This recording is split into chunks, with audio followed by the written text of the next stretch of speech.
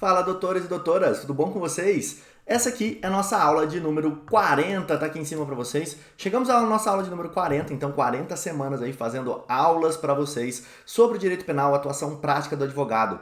Se você tá chegando aí agora, já deixa seu like, não esquece, não faz mal nenhum, não vai te cobrar nada, aperta só a mãozinha aí para cima e dá o likezinho nesse vídeo aí, que isso me ajuda bastante a divulgar o conteúdo para vocês mesmo, tá? O tema da nossa aula de hoje é embargo de declaração e a gente também vai falar sobre regime de pena. Eu vou ligar esses dois temas aqui para vocês poderem entender o que eu quero, tá? A peça prática vai ser sobre embargos de declaração, que é o que a gente vai trazer para vocês aqui. A gente vai falar sobre esses dois artigos, vou dar uma comentada, mostrar eles para vocês. E sobre o regime de pena, eu vou mostrar duas súmulas e uma discussão que eu quero trazer para vocês hoje aqui, beleza? Se você já é velhaco aqui na nossa live, já sabe como que acontecem as coisas, já coloca aí nos comentários para mim que você é velhaco. Se você é novato, tá chegando agora, também pode colocar a hashtag novato aí só para eu saber quem são as pessoas novas que estão chegando por aí. Essa aula especificamente aqui, eu gravei ela um pouco antes e coloquei já no YouTube para vocês, então vocês estão vendo uma estreia, mas eu tô aqui do lado nos comentários acompanhando junto com vocês, beleza? Essa aula aqui. Então vamos lá. Bom, recados iniciais, deixa eu até escrever aqui, ó, recados iniciais para quem para quem está começando agora aí com a gente aqui no projeto Criminal na Prática. Recadinhos iniciais que vocês têm que saber. Primeira coisa, essa aula aqui fica disponível por 7 dias no YouTube. Então, se não der tempo de você ver ela agora, não deu tempo de ver inteira, pode entrar que você tem 7 dias para poder ver, fazer sua anotação, rever se for um caso que você está ali no seu escritório, tá? Segundo ponto, esse caso aqui é baseado em um fato real. Na verdade, todas as aulas são. Eu tiro as informações pessoais das pessoas, mas o caso ele é real, tá? Por isso que ele só é baseado, ele não é um caso real, porque eu vou trocar nomes e tudo mais para preservar as partes. Essa aula é voltada para advogados e estudantes de direito, tá? Então, se você não tá nesse público, provavelmente essa aula não vai ser de interesse para você, você nem vai entender o que a gente vai falar aqui. O modelo aqui que eu vou mostrar para vocês, ele está disponível somente para quem é membro da comunidade Criminal na Prática. O que é essa comunidade, Rodrigo? Como é que ela funciona? Depois, no finalzinho da aula, eu vou explicar para vocês tudo sobre a comunidade. E se você quiser saber mais, criminalnapratica.com.br. Ele é uma comunidade paga, tá? Os membros assinam a comunidade aqui para ter acesso a todos os modelos que eu disponibilizo e também a todas as aulas anteriores. Como eu falei, a gente está na aula de número 40 e todas as aulas para trás, os membros da comunidade têm acesso para que ela possa, na hora que está com um caso lá, estou com um caso de furto no meu escritório, como é que eu faço? Você digita lá na comunidade de furto, vai mostrar todos os casos que eu já comentei, casos reais com peças e tudo mais de furto, tá? Essa é a ideia. Mas vamos lá para a nossa aula, deixa eu chegar aqui na nossa lousa principal. Então, bom, vocês já estão vendo aí na tela de vocês a nossa lousa principal. Do meu lado aqui vai estar a peça, tá? Aqui vai estar a peça, mostrando para vocês. Aqui em cima a nossa super lousa para eu poder fazer as anotações que eu precisar fazer para vocês. A gente não vai começar por essa peça aqui, a gente vai começar por uma outra coisa, eu vou pegar ela aqui com vocês, que na verdade, uma decisão do Tribunal de Justiça. Deixa eu pegar primeiro a decisão do juiz de primeiro grau para vocês poderem ver. E eu vou comentar esse caso aqui com vocês rapidinho, tá? Bom, esse caso que vocês estão vendo aqui na tela é um caso de uma advogada participante da nossa comunidade Criminal na Prática. Ela trouxe essa dúvida para dividir ali com a comunidade, para que a gente pudesse debater sobre esse assunto. E eu achei extremamente interessante comentar com vocês aqui do projeto e também para ficar salvo para os outros membros um comentário mais profundo sobre este processo dela, que vai envolver essas duas coisas. Na verdade, vai envolver mais do que isso, mas eu vou falar sobre esses dois pontos hoje, tá? Basicamente, como é que funciona esse processo dela aqui? Como é que foi esse processo dela? Bom, o réu, ele tinha uma semi-imputabilidade, tá? E essa semi-imputabilidade deu uma redução de pena para ele. Só que o juiz aumentou a pena mínima, a pena base, por conta de maus antecedentes, e também, isso que a gente vai falar, o primeiro ponto da aula que a gente vai falar é isso, e ele também deu o regime inicial semi-aberto, tá? Eu vou ler rapidinho aqui para vocês, ó, essa parte aqui não são tão interessantes, tá? Porque são as partes, deixa eu ver se eu consigo pegar um lápis aqui para poder grifar para vocês, beleza? Essas partes aqui são as partes de dosimetria, onde ele vai falar sobre a pena, então eu não vou ler essa parte com vocês, a gente vai direto para essa parte aqui de baixo, tá? Em razão da circunstância judicial desfavorável, caracterizada pelos maus antecedentes, essa parte importante da gente olhar, conforme já fundamentado na primeira fase, fixa o regime inicial semiaberto, olha só que loucura, tendo como parâmetro a imposição, tendo em vista à luz do artigo 33, parágrafo 3º, então a gente vai olhar aqui o 33, parágrafo 3º, vamos até anotar aqui do lado, para a gente poder olhar esse artigo que o juiz menciona aqui, é o artigo 33, parágrafo 3º, tá? E do artigo 59, inciso 3, ambos do Código Penal, mais um artigo aqui que a gente vai dar uma olhada nessa aula aqui, o artigo 59, inciso 3, tá? Serve de parâmetro a imposição do regime de cumprimento de pena. Pelos motivos, o réu não faz jus ao sursi, substituição de pena, e assim vai, tá? O importante era a gente ver essas partes que eu grifei aqui com vocês, dessa sentença inicial. Então, o processo é um processo de roubo, que o processo andou, chegou lá na sentença o juiz reconheceu a semi-imputabilidade, deu a pena para ele, a pena final ficou aqui, ó, 1 ano, você pode ver aqui, ó, a pena final ficou em 1 ano, 6 meses e 20 dias, então é uma pena relativamente baixa para se considerar, por exemplo, o regime inicial semi-aberto. Eu já vou mostrar para vocês como é que você vê qual é o regime, tá? A redução pela semi-imputabilidade foi em 2/3, tá? Foi 2/3 a redução aqui pela semi-imputabilidade. E a pena final ficou em 1 ano, 6 meses e 20 dias de reclusão. E o regime aplicado foi o semi-aberto. Então, esse processo tem alguns erros aqui para a gente poder recorrer dele. Foi isso que a advogada lá da comunidade fez. Ela recorreu desse processo. E aí a dúvida surgiu quando o tribunal deu uma decisão ali para a gente poder discutir e ver qual que seria a melhor saída. Então agora eu vou mostrar para vocês, deixa eu guardar esse daqui. Eu vou mostrar para vocês a decisão do tribunal propriamente dita, tá? Então, ó, essa daqui é a decisão do tribunal, tá? Deixa eu só pegar aqui porque ela está em 2 partes. Isso, essa aqui é a primeira parte da decisão do tribunal. Mantida a condenação, a pena comporta reparo. A básica, e aí que ele está falando sobre a pena básica, deixa eu até pegar aqui o lápis para a gente poder grifar. Opa, peraí, vamos lá. Aí, beleza. Tá. A pena básica foi majorada por conta dos maus antecedentes. É isso aqui que eu quero mostrar para vocês, tá? Que não estão configurados, pois a condenação no processo, olha aqui a condenação de quando que é o fato, 91, foi declarada extinta em 98, de modo que fulminados efeitos pelo prazo depurador. Vamos aqui na nossa lousa, eu quero mostrar umas coisinhas para vocês aqui, tá? O que está dizendo ali, o que o desembargador quis dizer? Bom, o juiz pegou um processo que ele é de 1991, deixa eu só voltar aqui porque ele ficou tudo riscado. De 1991, tá? Esse aqui é o processo, é dessa data, né? O fato provavelmente é até anterior. E foi declarada extinta a pena em 1998, tá? Em 98, olha só isso, em 98 foi declarada extinta a pena. Então a gente tem aí mais de 20 anos, tá? 20 anos desse processo aqui em cima ter acontecido, não só acontecido, mas ter declarada extinta a pena dessa pessoa. E a gente tem uma regra dentro do procedimento penal, que é a regra do prazo depurador. O que o prazo depurador fala? Fala o seguinte, após 5 anos da declaração da extinção da pena, não mais se computa os efeitos da revelia. Então essa é a ideia. Desculpa, revelia não, da reincidência. Tá? Então não se considera mais reincidente a pessoa depois de 5 anos aqui do prazo depurador, tá? Então isso aqui é uma regra bem básica do nosso código, tá? E ela existe, todo mundo sabe que ela existe, porém o juiz ignorou completamente isso. Na verdade, ele adotou um posicionamento, o juiz de primeiro grau, que entende que maus antecedentes é tudo aquilo que não gere reincidência. O problema é que quando você fala que tem um prazo depurador, que pega aquilo que pode ser de mais gravoso quando a gente fala de reincidência para o réu, que é os efeitos da reincidência, e fala o seguinte, depois de 5 anos você não pode mais falar que esse cara é reincidente. Será que eu posso falar que ele tem maus antecedentes então? Se a lei elimina aquilo de pior que pode acontecer, é claro que ela não pode deixar efeitos menores, porque ela já tirou o maior efeito que podia ter com relação ao réu, então ela não pode chegar nos efeitos menores. Deu para entender isso aqui é bem tranquilo, tá? Então passou 5 anos, foi considerado prazo depurador, não pode mais ser considerado reincidência, assim como não pode ser mais considerado maus antecedentes.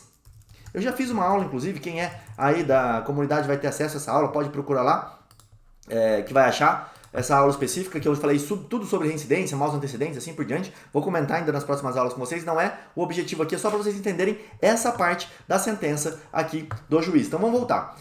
A pena base foi majorada então por conta dos maus antecedentes. A gente está aqui falando sobre os maus antecedentes. E ele falou que já passou o prazo depurador, tá vendo? Se a condenação anterior foi alcançada pelo período depurador e não pode ser considerada para fins de reincidência, exatamente isso que eu acabei de explicar para vocês, igualmente não serve para configurar maus antecedentes, tá? Isso aqui você vai achar doutrina de monte, jurisprudência de monte, falando exatamente isso daqui que eu mostrei para vocês agora. Ó. Não serve para configurar maus antecedentes. A maioria dos tribunais é muito pacífico esse entendimento aqui. Porque no sistema do Código Penal Pátrio, e a recidiva sempre recebe do legislador tratamento mais gravoso que os maus. Ou seja, o que ele vai explicar aqui é justamente o que eu te falei. A reincidência ela sempre tem um tratamento pior. Se o pior que pode ter para reincidência é demorar 5 anos, para os maus antecedentes não pode ser assim. Vamos continuar então aqui, ó. Maus antecedentes. Como o dolo ficou intenso... Opa, pera lá. Pronto, conseguimos aqui. Como o dolo ficou dentro da normalidade, a pena fica reduzida ao mínimo legal. Essa informação é muito importante para você ver aqui. A gente já está na decisão do acórdão, tá? Então só vamos recapitular para você poder entender. Deixar escrito aqui na nossa lousinha aqui do lado, tá? Houve um processo e uma sentença de primeiro grau. Então a sentença de primeiro grau aumentou a pena base por conta dos maus antecedentes, tá?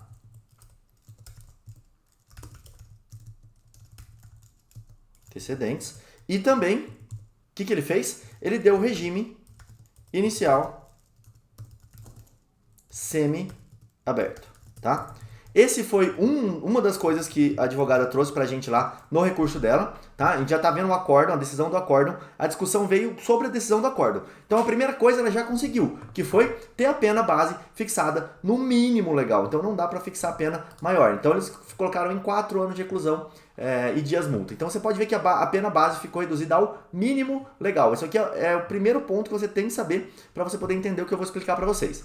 Reconhecida a semi-imputabilidade do réu, a sentença diminuiu em 2/3 da sanção, critério que fica mantido, já que os períodos não esclareceram o grau da diminuição da reprovabilidade do agente, de modo que a pena se torna definitiva em 1 ano e 4 meses de reclusão. Se você for reparar, da nossa primeira sentença, 1 ano, 6 meses e 20 dias, agora o desembargador colocou em 1 ano e 4 meses de reclusão, tá? Diminuiu só um pouquinho, mas você vai ver a mudança drástica que acontece por conta desse entendimento aqui do desembargador, tá? Por fim, o regime prisional semiaberto mostrou-se adequado. Não se pode olvidar que se tratou de roubo praticado mediante grave ameaça. Inviáveis, consequentemente, a substituição da pena privativa de liberdade por restrição de direitos de sursis. Como eu já venho batendo com vocês em todas as últimas aulas, o legislador, ele obrigou agora, ainda mais agora com o pacote anticrime, que tudo seja fundamentado. E essa decisão aqui não está fundamentada. Por que você está dando regime semiaberto e não regime aberto? Tá? Ele fala só que mostrou-se adequado. Isso aqui não é fundamentação idônea, tá? Mostrou-se adequado porque qual é o elemento fático que você vai falar que você precisa deixar alguém no semiaberto e não no regime aberto? O juiz precisa fundamentar, sob pena de não estar fundamentada a decisão dele aqui, beleza? Então nós temos aqui vários problemas. Primeiro problema, o semiaberto e a condenação dele, que na verdade o processo ele era meio estranho, mas isso aqui eu não vou discutir na aula de hoje, porque eu nem vou mostrar os fatos integrais para vocês. A gente vai mostrar mais essa parte do semiaberto. Outra coisa que eu quero que vocês olhem, aqui embaixo está escrito, ó, não houve violação a dispositivo legal ou constitucional. Essa partezinha aqui, que está aqui embaixo, eu acabei de grifar para vocês, ela pode atrapalhar e muito a nossa interposição do recurso especial e um recurso ou um recurso extraordinário. Por quê, Rodrigo? Porque ele meio que não fala sobre os artigos, tá vendo? Ele só fala que não houve violação a dispositivo legal ou constitucional. Quando você for recorrer, fazer um recurso especial extraordinário, o STF, o STJ pode barrar esse recurso falando que não houve o pré-questionamento da matéria. E se ele fizer isso, vai te prejudicar bastante. Deixa eu só voltar aqui para ver se aqui ele menciona. Ó, nem aqui ele não menciona nenhum artigo de lei, tá vendo? Ele fala do prazo depurador, mas ele não menciona nenhum artigo de lei. Então a gente tem esse primeiro problema, por isso que eu trouxe aqui o embargo de declaração. Então deixa eu deixar uma coisa bem clara para vocês. O embargo de declaração, a gente já vai começar a falar dele, ele serviria para quê neste caso específico? Que a gente está falando sobre uma decisão do tribunal. Ele serviria para forçar o tribunal a se manifestar sobre os artigos que eu quero que se manifeste, tá? Para que eu possa interpor um recurso especial, vamos colocar um RESP, e um extraordinário, tá? Extraordinário, vamos fazer assim, fica mais fácil de vocês verem. Especial, tá? Recurso extraordinário e um recurso especial, beleza? Para essas duas coisas eu preciso ter pré-questionado a minha informação, preciso que o desembargador fale, senão pode ser que seja rejeitado. Então eu entraria com o embargo de declaração pedindo para que ele esclarecesse essa omissão, que foi não constar ali os artigos que eu mencionei no meu recurso de apelação, tá? Para que eu possa levar esse tema para o STF e para o STJ. Então ele fala que não houve violação de dispositivo legal ou constitucional. Por que ele fala isso? Simples. Recurso especial vai ser endereçado para o STJ, recurso extraordinário vai ser endereçado para o STF. Recurso especial visa quando ele pode ser utilizado quando houve uma violação a dispositivo legal, dispositivo de lei. E no STF, quando for princípio ou quando for regra constitucional, tá? Nesses dois casos, princípio ou regra constitucional, você vai para o STF. Se for legal, a gente vai para o STJ. Rodrigo, neste caso, que você vai querer rediscutir o regime prisional, para onde você vai mandar o recurso?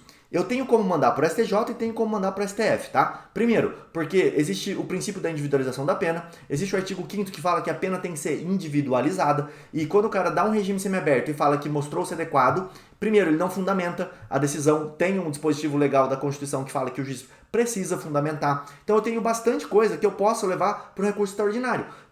Principalmente o princípio da individualização da pena, tá? Para falar que houve aqui uma violação desse princípio da individualização da pena. Mas também tenho motivos para levar para o STJ, porque houve sim infringência de dispositivos legais, como eu vou mostrar para vocês a partir de agora.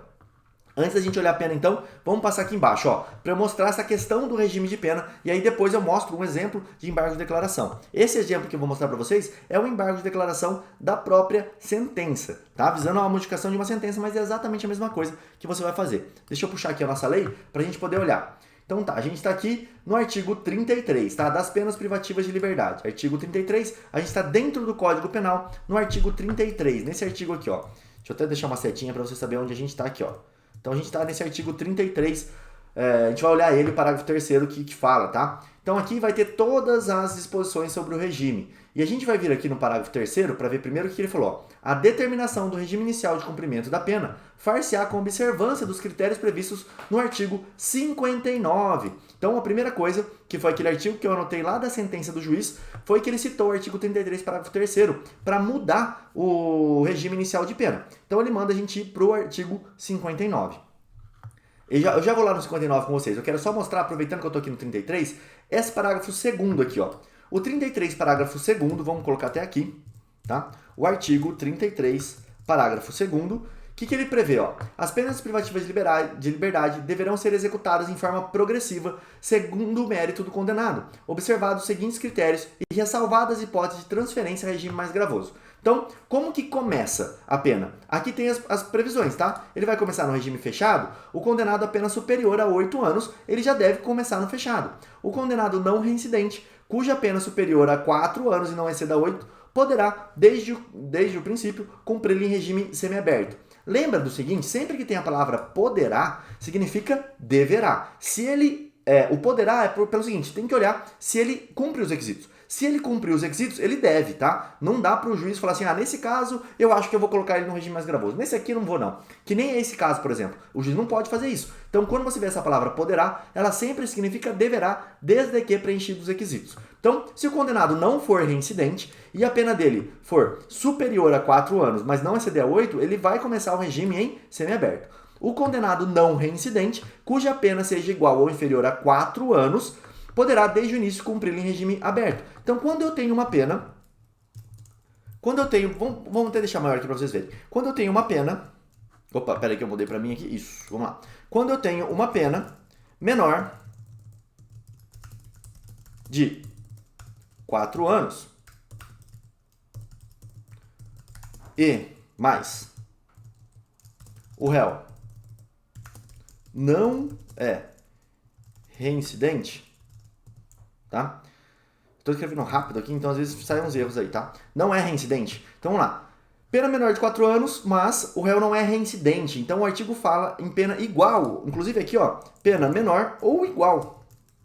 Ela pode ser 4, tá? Igual a 4 anos. Vamos deixar assim para ficar exatamente como a lei fala.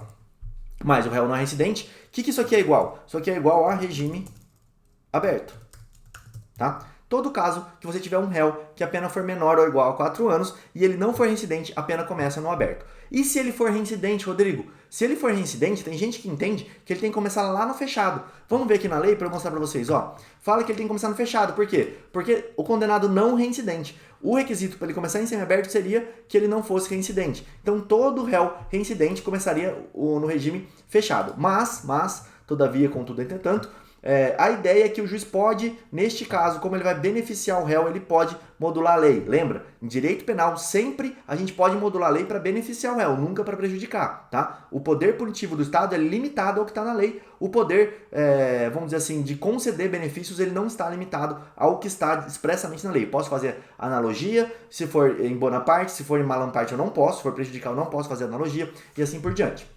Então tá, entendido isso daqui, o juiz não pode aumentar a pena, tá? Esse seria o racional doutrinário por trás de tudo que eu tô falando para vocês. Vamos ver lá o artigo 59, parágrafo 3º que ele citou, tá? Que o juiz citou lá na decisão que eu falei que eu ia olhar também com vocês aqui. Tá aqui no 59, ó. 59. Parágrafo não, na verdade é o inciso, né? Terceiro. O regime inicial do cumprimento de pena de liberdade. O que isso quer dizer? Que o artigo 59 vai ser levado em consideração para o regime inicial do cumprimento de pena privativa de liberdade. Acontece que você pode ver que todos os motivos do 59 foram favoráveis ao réu, menos um deles, que foi o quê? Deixa eu ver se está aqui anotado. Esse aqui, ó. O crime que foi cometido lá em 91. Esse não foi, porque o juiz considerou que tinha maus antecedentes. Então, o motivo para que ele ficasse em regime semiaberto era os maus antecedentes que, na visão do tribunal, não existia. Logo, o tribunal também não pode manter ele em regime semiaberto, ele tem que manter ele no regime aberto. Essa é a ideia construída por trás aqui dos regimes, tá? Então agora vamos pensar no seguinte. Tá, Rodrigo, mas eu entro com um recurso especial para o STJ, eu entro com um recurso especial para o STJ ou eu entro com um recurso extraordinário para o STF? Qual dos dois? Ou entro com os dois? Primeiro ponto que você vai analisar num caso desse é o seguinte. Se o teu réu está respondendo o processo preso, você já começou, vamos dizer que passe lá a reforma e o seu réu já está cumprindo pena provisória aqui. Não compensaria fazer um recurso especial ou recurso extraordinário. Por quê? Por uma pena de 1 ano e 4 meses ali, que foi o final, a pena final, ele vai acabar progredindo de regime antes do julgamento do seu recurso especial ou do seu recurso extraordinário. Agora, caso esse réu não esteja preso ou não tenha começado ainda o cumprimento antecipado de pena, o que, na minha visão, eu tenho até um vídeo gravado sobre isso, eu acho que é errado, tá? Mas isso não é o tema para essa aula. Compensa sim fazer um recurso, porque esse recurso vai obstar a prisão dele até que seja definido, por exemplo, o regime de pena. Olha, esse caso aqui é um caso bem emblemático para a gente olhar também a questão dessa mudança que querem fazer para o réu começar a cumprir pena já logo depois da sentença condenatória em segundo grau. Por quê? Essa sentença condenatória em segundo grau, ela viola vários preceitos, vários fundamentos quando coloca o cara no semiaberto, tá? Então imagina só, nesse caso que está errado, que teria que ter uma mudança, o réu vai começar já a ter que cumprir pena no regime semiaberto e aí o recurso especial extraordinário vai cair por terra. Olha que loucura. Mas vamos lá. Qual que você escolheria então, Rodrigo? O especial ou o extraordinário? Vamos ver aqui, ó. Eu quero mostrar para vocês agora as duas súmulas que eu falei no começo da aula. Falei das súmulas do STF e as súmulas do STJ, tá? São duas súmulas diferentes. Vamos começar pela súmula do STF, eu quero que você dê uma olhada nela. É a súmula 719, que fala o seguinte, ó. A imposição do cumprimento A imposição do regime de cumprimento mais severo do que a pena aplicada permite... Desculpa, vamos de novo aqui, ó. A imposição do regime de cumprimento mais severo do que a pena aplicada permitir exige motivação idônea. Então, primeiro ponto, o STF ele até permite que o regime de cumprimento seja mais severo do que a pena aplicada, mas ele exige uma motivação idônea. É aquela abertura que o juiz colocou realmente do artigo 59, parágrafo 3º. Olha, eu olhei que todas as circunstâncias judiciais eram desfavoráveis, eram ruins ao réu. E aí eu vou dar um regime aberto para ele porque a pena ficou abaixo de 4? Eu posso sim modular. Essa seria a ideia aqui, tá? E aqui vão ter várias e várias jurisprudências selecionadas do STJ, do STF, jurisprudência inclusive de 2018, dizendo que pode sim aumentar a pena, que essa circunstância não seria a mais correta, vamos dizer assim, ou então pode violar essa circunstância que está na lei. Vamos lá. A fixação do regime inicial de cumprimento de pena não está atrelada de modo absoluto ao quantum da sanção penal corporal aplicada. Desde que o faça em decisão motivada, o magistrado sentenciante está autorizado a impor ao condenado regime mais gravoso do que o recomendado nas alíneas do parágrafo 2º, artigo 33 do Código Penal. A gente já viu, tá? Isso daqui, hoje, esse parágrafo 2º aqui hoje, já viu como é que funciona na doutrina. Então, eles admitem sim que ele possa modular o regime inicial do cumprimento de pena. E aqui vai ter várias decisões iguais, tá? Então, você acha que vai adiantar a gente entrar com recurso para o STF? Vamos anotar aqui a súmula para vocês, ó, 719, tá? Você acha que vai adiantar eu entrar com recurso para o STF? Se o STF acredita que dá sim para fazer essa modulação de pena? O que eu acho? Talvez sim, talvez não. Por quê? Porque ele precisa de uma motivação idônea. E, considerando que todas as circunstâncias do 59 foram circunstâncias favoráveis, não tem por que a gente entender que o regime inicial do cumprimento de pena deve ser mudado. Aqui é aquela velha história. O juiz de primeiro grau manteve o regime semiaberto por conta desse mau antecedente, o tribunal tirou maus antecedentes, mas não modulou o regime. Então, fica estranho. E ele fala assim, porque tem que ser. Vocês viram lá na sentença que não tem motivação nenhuma. Então, agora vamos ver a súmula do STJ, se ela não é muito melhor pra gente? Tá aqui, ó. Súmula do STJ, eu quero que vocês vejam essa súmula que está na tela aí de vocês. Súmula 440 do STJ, tá? A súmula 440 do STJ, ela fala o seguinte: fixada a pena base no mínimo legal, é vedado o estabelecimento de regime prisional mais gravoso do que o cabível em razão da sanção imposta, com base apenas na gravidade abstrata do delito. É exatamente o nosso caso, tá? Vou ler de novo, pausado, para vocês poderem entender. Se o juiz fixou a pena no mínimo legal, seria proibido o estabelecimento de regime prisional mais gravoso do que o cabível em razão da sanção imposta. Ou seja, olhando lá para aquele artigo 33, que a gente viu que a pena seria, o regime inicial seria o aberto, não pode, se o juiz deu a pena mínima, ele não pode aumentar. Por quê? Justamente ele não tem nenhum outro motivo. As circunstâncias 59 são favoráveis para ele colocar tudo no mínimo, tá? Com base apenas na gravidade abstrata do delito. Ou seja, o crime é de roubo, um crime grave, então eu vou colocar ele já no semiaberto. Não pode. Ainda mais agora com a entrada em vigor do pacote anticrime. Isso está ainda mais estrangulado, vamos dizer assim, morto dentro do processo penal.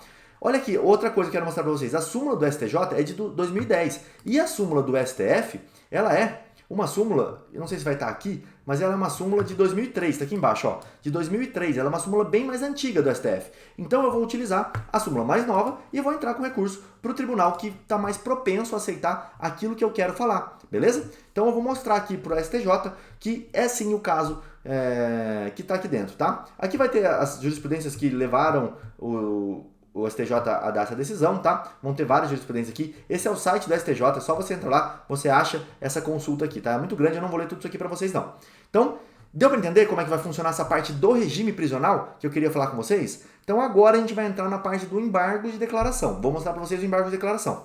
Por que eu precisaria do embargo? Lembra lá que eu falei no começo? Porque eu preciso que essa decisão seja pré-questionada. Eu preciso que o desembargador fale desse tal do artigo 33, parágrafo 2º. Eu preciso que ele mencione esse artigo aqui, ó, para que eu possa entrar com um recurso especial para o STJ questionando isso. Agora a gente tem uma segunda saída que eu quero dar para vocês aqui, que eu não vou falar nessa aula, que é a reclamação, tá? Então, além dessas duas saídas aqui em cima, recurso especial e recurso extraordinário, eu poderia ter a reclamação ao STJ por conta da violação, vamos colocar assim, pois houve violação de súmula. O STF aceita essa tal dessa reclamação, Rodrigo? Tá uma discussão tremenda lá no STF, no STJ, desculpa, eu não sei se eles estão aceitando ou não a reclamação. Até o dia que eu vi, tá? Foi um pouco antes de eu gravar isso aqui, foi no final do ano passado. Tinha uma discussão bem grande, tinha turma que aceitava a reclamação, tinha turma que não aceitava. Quando há violação expressa à súmula, tá? Ele precisaria aqui aceitar, na verdade, né? Mas a gente não sabe porque depende deles lá em cima do STJ. Então, eu não sei se a reclamação seria o melhor. Dá para você tentar as duas coisas. Entra com o especial, entra com a reclamação. Beleza? Outra coisa que você pode fazer hoje em dia é o distinguish, tá? Isso é uma inovação que foi adaptada do processo civil para o procedimento penal, para o processo penal, que obriga, eu já vim falando isso com vocês nas últimas 3 aulas, que obriga o juiz a falar o porquê que ele está mudando o entendimento dele. Então, eu poderia juntar essa súmula 440 e pedir, desembargador, por que seu entendimento é diferente do que essa súmula aqui? Tá? Eu poderia fazer isso. Qual que é o problema deste processo específico? Porque o tribunal, o juiz de primeiro grau, ele considerou um processo como maus antecedentes que não era, para elevar a pena base. Então ele sairia fora disso daqui, ó. Pena fixada no mínimo legal, tá? Claro que dá pra gente ampliar a interpretação dessa súmula, mas como ele fala aqui em pena no mínimo legal, talvez poderia ser um tiro no pé, porque o desembargador poderia perceber, não deixar a pena no mínimo legal só para poder dar outro regime de pena, se assim ele quisesse fazer. Nossa, Rodrigo, mas isso não é correto. Não é correto, mas é o que acontece. Então, como a gente pode ver, acho que eu não vou conseguir abrir aqui para vocês, mas ele fala ali em pena mínima, tá? Na decisão dele ele fala em pena mínima. Deixa eu ver se eu consigo abrir aqui, só para mostrar para vocês a parte que ele fala da pena mínima. Essa aqui, ó. Lembra que eu falei que essa parte aqui em cima seria muito importante, ó? A pena base fica reduzida ao mínimo legal. Essa parte aqui que ele falou de mínimo legal me permite a aplicação daquela súmula, beleza? Então vamos lá, agora a gente vai falar sobre o embargo de declaração. Então a peça que eu vou mostrar para vocês hoje, ela se encaixa em qual momento? Vamos lá, deixa eu mostrar aqui para vocês. Deixa eu pegar um espaço em branco aqui para poder mostrar para vocês aqui como é que funcionaria isso daqui, tá? Então nós temos a sentença de primeiro grau. Eu poderia tanto entrar com embargo de declaração já para o juiz da sentença de primeiro grau, que é o que eu vou mostrar para vocês que eu fiz neste caso específico, como eu poderia entrar com o embargo de declaração, ó, fiz a sentença de primeiro grau, aí eu apresentei uma apelação, tem a sentença de primeiro grau, eu apresentei a apelação da defesa, aí o desembargador, o tribunal, soltou o acórdão do caso, e não mencionou, tá? Acórdão sem mencionar os dispositivos legais, tá? Que eu já fiz o pré-questionamento aqui na minha apelação. Pré-questionamento, beleza? Então eu fiz o pré-questionamento aqui na minha apelação e o acórdão não mencionou os dispositivos legais. O que eu faço? Eu faço embargos de declaração, uma peça ultra simples, para justificar, para pedir para que eles cessem uma omissão que foi falar expressamente sobre os artigos que eu pré-questionei. Tá? Esse aqui é o fundamento do embargo de declaração. Então deu para entender? Tem uma sentença de primeiro grau, eu posso usar o embargo de declaração aqui, já depois dessa sentença. Teve minha apelação, nesse caso aqui que eu mostrei para vocês não foi utilizado, teve a apelação, aqui vem o pré-questionamento, dentro da apelação, tá? O acórdão não menciona os dispositivos legais, aí eu entro com o embargo de declaração para cessar uma omissão, beleza? É exatamente nessa página que a gente está aqui, nessa página que a gente vai começar a falar agora, beleza? Excelentíssimo senhor doutor juiz de direito da 2ª Vara Criminal da comarca de Três Lagoas, processo número tal, Tício, devidamente qualificado nos autos em epígrafe por intermédio da Defensoria Pública Estadual, na verdade Tício, tem um vem aqui, ó, faltou. Vírgula, por intermédio da Defensoria Pública Estadual ou por embargo de declaração. Aqui você vai alterar, tá? Em vez de Defensoria Pública Estadual, você vai escrever por intermédio do seu advogado que esta subscreve. Ou vai colocar do jeito que você quiser, tá? Ou por embargo de declaração. Os embargos são opostos, tá? Tem que opor o embargo de declaração. Não são opostos. Tem que opor o embargo de declaração. A venerada sentença dentro do prazo legal com fundamento no artigo 382 do Código de Processo Penal. Lembra que eu falei que eu ia falar com vocês sobre dois artigos? Ó, o 382 é a sentença de primeiro grau, certo? E aqui, quando eu for falar contra um acórdão, tá? Segundo grau, beleza? Então, 382, porque eu estou entrando para o juiz do primeiro grau, respondo para tanto que segue. O embargante, aqui em cima, você pode colocar a venerada sentença dentro do prazo legal com fundamento, tendo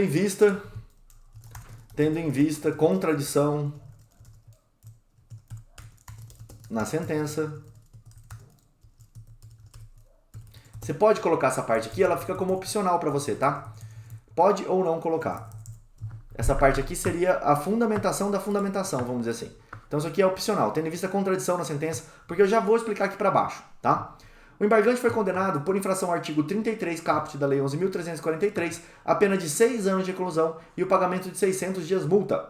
Na outra sentença, concernente às circunstâncias judiciais do artigo 59, restou consignado que o réu não registra antecedentes criminais que possam considerados que possam ser considerados na primeira fase da dosimetria de pena, súmula 444 do STJ. Não é o mesmo caso que eu comentei com vocês, é um caso próximo que eu quis trazer para vocês verem como eu utilizei o embargos para poder alterar a própria sentença, para não precisar brigar através de um recurso. Portanto, o embargante não registra antecedentes negativos. Então veja só, na própria sentença, no artigo 59, o juiz falou que ele não registra antecedentes criminais por conta do artigo 444, tá? Não registra antecedentes negativos, pois, conforme comprova os elementos existentes nos autos, o apelante foi indiciado pelo roubo no ano de 2011, portanto não há nem mesmo o recebimento da denúncia em tal feito. Aqui teria o feito específico daquele crime. No entanto, esse juízo, ao afastar a causa de diminuição prevista no parágrafo 4º do artigo 33, estabeleceu... Deixa eu só arrumar isso aqui. Eu tenho toque com relação à peça, tá? Eu não consigo deixar nada desarrumado. Os autos informam que o acusado foi indiciado pelo delito de roubo no ano de 2011, sendo que nesta fase podem ser consideradas... Olha só que loucura! Sendo que nessa fase podem ser consideradas ações penais e inquéritos policiais a fim de analisar os antecedentes do acusado, conforme dispõe a súmula 444. Então olha que loucura que o juiz fez nessa sentença aqui. Primeiro, ele falou que ele não tem maus antecedentes por conta da súmula, e agora aqui ele falou que nesta fase podem ser consideradas ações penais e inquéritos policiais em andamentos. O acusado não faz jus à causa de diminuição de pena prevista no parágrafo 4º, vez que não preenche um dos requisitos cumulativos para a concessão do benefício. Então ele afastou o parágrafo 4º, que é aquele tráfico minorado ou privilegiado, chame como quiser, por conta de um roubo que ele tinha um processo em andamento. E ele falou que nesta fase, ou seja, na hora de você considerar casos de aumento e diminuição de pena, poderia sim ser utilizada a súmula 444. Aí eu falo aqui, ó, de fato, o embargante foi indiciado pelo delito de roubo no ano de 2011. Porém, a súmula 444 do STJ prevê, conforme a orientação há muito firmada nesta corte, inquéritos policiais ou mesmo ações penais em curso não podem ser considerados como maus antecedentes ou má conduta social, para exacerbar a pena base ou fixar regime mais gravoso. A própria notícia divulgada no site do STF revela que a intenção da súmula é no sentido de atender o princípio da não culpabilidade, evitando que processos em andamentos e inquéritos policiais sirvam para configurar má conduta social e também para valorar negativamente a conduta social ou a personalidade do agente, em qualquer hipótese. Isso aqui que é importante, tá? Então não dá para eu usar um processo em andamento para valorar a conduta social da pessoa, tá? Em qualquer hipótese, isso aqui é muito importante. Veja, e aí eu coloco aqui toda a matéria, tá, do STJ e alguns, na verdade aqui está toda a matéria que fala sobre a súmula. Quando o STJ emite uma súmula, tem horas que o STJ até faz uma matéria. Então eu fui lá, busquei a matéria do STJ, onde ele explicava os fundamentos, tá? E aqui está a matéria que eu colei aqui para o juiz. O STF fixou o entendimento de que somente condenações anteriores ao fato objeto do processo, que não ensejam reincidência, podem ser considerados maus antecedentes. Aquilo que eu acabei de falar para vocês antes, tá? O STJ tinha a ideia de que tem uma condenação anterior que não causa reincidência, aí sim pode causar maus antecedentes, salvo o prazo depurador. E aqui eu colei uma decisão do STF. Assim, inegável é a contradição existente no bojo de tal decisório. Então, qual foi a contradição? Numa hora você fala que não pode ser utilizado, em outra hora você fala que pode. Tem uma contradição aí. Ora, se reconhecido que a certidão existente nos autos não comprova os maus antecedentes do embargante, para efeitos das circunstâncias judiciais do artigo 59, não se pode, ao analisar a causa de diminuição de pena prevista no parágrafo 4º do artigo 33, utilizar-se da mesma certidão para afastá-la com base em maus antecedentes. Notório, portanto, a contradição encontrada no corpo da decisão embargada, já que não pode se utilizar de inquéritos e processos em andamentos para comprovar maus antecedentes, conforme reconhecido quando da fixação da pena base. Isto posto, apresentando-se contraditória a sentença, requer a Vossa Excelência sejam recebidos os presentes embargos para declarar. Então, quando você faz embargos de declaração, o juiz tem que declarar o decreto condenatório embargado, suprimindo-se a contradição que nele contém, reconhecendo por consequência a causa de diminuição de pena prevista no parágrafo 4º do artigo 33, tá? Então, o objetivo foi o seguinte, você pode ver que esse é um processo até antigo, um processo de 2012, ó. Esse embargo de declaração teve a única função de eu conseguir aplicar o parágrafo 4º ao artigo 33 neste processo aqui que a gente estava vendo. Essa é uma chance de eu conseguir mudar a sentença do juiz sem precisar pedir para o tribunal. E como é que eu consegui essa chance? Porque em uma hora da sentença ele fala que a súmula não pode ser considerada como maus antecedentes, fala que os processos em andamento não podem, e depois ele fala que pode. Então você tem uma gritante aqui, um gritante conflito entre essas duas essas duas partes da sentença. Então há uma contradição na sentença dele, o magistrado vai ter que se explicar, tá? Essa foi a minha ideia para poder mudar através do embargo de declaração, beleza? Então, pessoal, é isso que eu queria deixar para vocês aqui nessa aula, tá? Falar um pouquinho sobre a comunidade do criminal na prática. Para quem quer entrar, para quem não conhece como é que funciona, ela não fica aberta sempre. Hoje ela está aberta, as vagas. Se você quiser entrar hoje, dá. Só você entrar no site criminalnapratica.com.br. O que é essa comunidade, Rodrigo? Você vai ter acesso a todas as aulas anteriores, a todos os modelos. Você vai poder entrar lá, poder ver, poder digitar. Ah, eu tenho um processo de roubo. Você digita lá roubo, vai ter uma aula igual essa, te explicando todas as teses de roubo daquele caso específico que eu fiz. E aí você vai ter, por exemplo, um processo de tráfico, mesma coisa, e assim por diante, tá? A gente tem um plano mensal e um plano anual dessa comunidade, tá? Que você pode acessar lá. Plano anual não, desculpa, um plano mensal e um plano trimestral. É isso. No plano trimestral você ainda ganha um bônus, que eu só vou falar para quem entrar lá no site, beleza?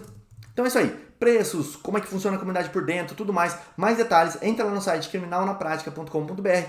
Visita lá para você poder caminhar junto comigo, beleza? Pessoal, é isso aí. Valeu, quero agradecer a presença de vocês aqui nessa aula de hoje. E a gente se vê na próxima terça-feira, às 8h45.